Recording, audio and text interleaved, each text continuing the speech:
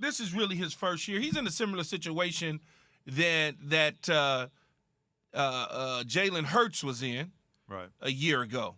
And so when you look at that, you have to say to yourself, this team isn't as good as Philadelphia was, but you saw Jalen Hurts take some steps in the right direction, in fact, lead his team to the playoffs. And I think Jalen Hurts saw the opportunity and took it, where Justin Fields has no players around him. I mean, I don't want to dismiss any of those guys, but they don't have the type of players on the roster as a whole that they can compete at the larger level. 2023 is the year. They'll have more cap space. They can go in free agency and wow people. They can do some things in the draft. They're a year older on the coaching staff, a year older for Justin Fields. So I'm not even worried about 2022. It's a throwaway year.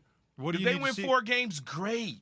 As long as he's showing progress and showing that he's an NFL caliber quarterback, that's all you really care about. Okay, with that in mind, then you know quarterbacks well. As a receiver, I'm sure you look at a quarterback. I love when you talk quarterbacks because you see things differently. So what do you need to see from Justin Fields this year, 4 wins or whatever, that will convince you? No, they got the guy. They got their guy. Well, I think you start off by the command of the huddle. What's the command of the huddle? Is he getting his team in and out of plays? Is he getting them in and out of the huddle? Is he learning from the mistakes? When he throws an interception, is he learning from that? And the next time they call that particular play, he goes to the right read. Those are the sort of things that you want to see.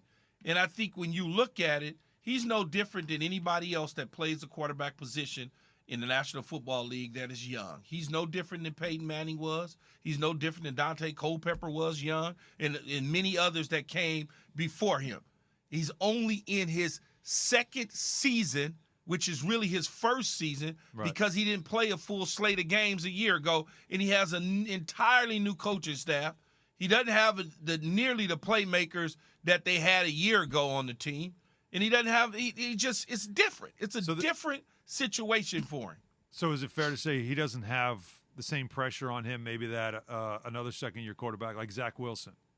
Zach Wilson, they have picked up a lot of pieces to put around him to make him successful. You don't they're both second-year quarterbacks. Both of them, the year before it was kind of a mess. They're not on the same level, right? One guy has to perform, the other, and you're saying Justin Fields might not have the same pressure? Zach has a little more pressure because Zach's staff is still there.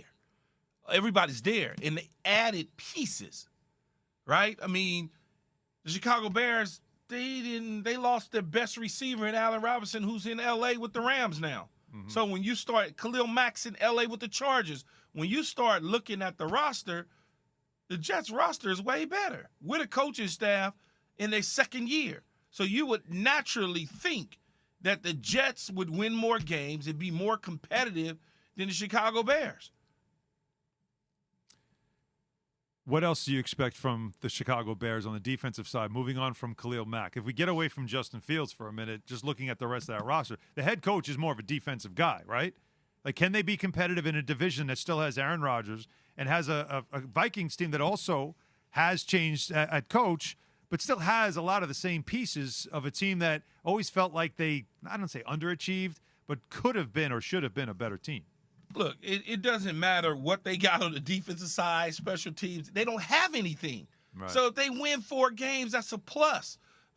Jeff said 7. I'm like, nah, man, they're not going to win one more game than they did a year ago. He said 7. They're not going to win 7. They're a 4-win team, and there's nothing wrong with that in a rebuilding year. All we want to do is see the quarterback show progress and get better.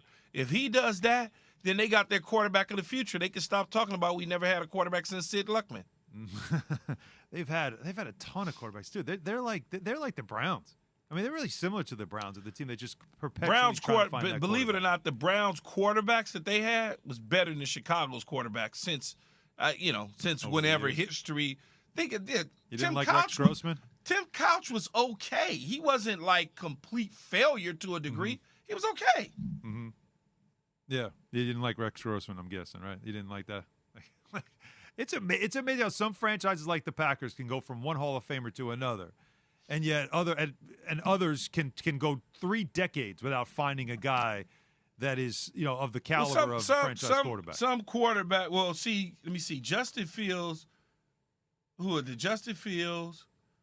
I'm trying to think who they drafted high other than like Justin Fields. Well, Mitch Trubisky. Everybody that I could think of was Mitch Trubisky was a high draft pick.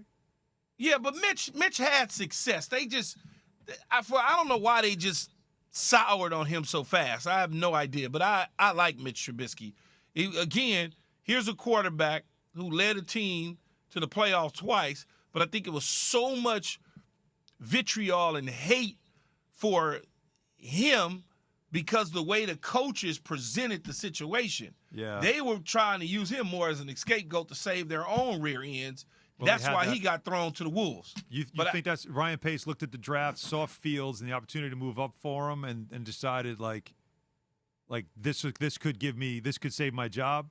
Like, you think that was the decision? What, remind me again, where did Trubisky end up? I know he ended up leaving Buffalo. He's at the Steelers. Oh, that's right. Yeah, well, he'll be the starter in Pittsburgh for Mike Tomlin. You think he's going to win there? Well, yeah, I think he'll be fine. You think they can win? I think they can. I think they can win. I think he's going to be fine. I just what happens again, and I say this all the time, huh? When the noise starts to get loud, people buy into it. Yeah, you're big on that. Because it's the truth. It's like an avalanche where, you could see that in Chicago. See, as a Bears fan, if I was a Bears fan, I'd be so frustrated with that fact that you made that move. You bring in Trubisky. He has a little bit of success. Things don't go well, mainly because your roster's not very good, and you make him the scapegoat. He's out. You make a move up to get a quarterback who now has to go through the same thing of not a good roster. You got to wait even more. He goes to the Steelers, and what if he has success there? You'd be looking like that. You gotta blame somebody. Thanks for watching ESPN on YouTube. For live streaming sports and premium content, subscribe to ESPN+.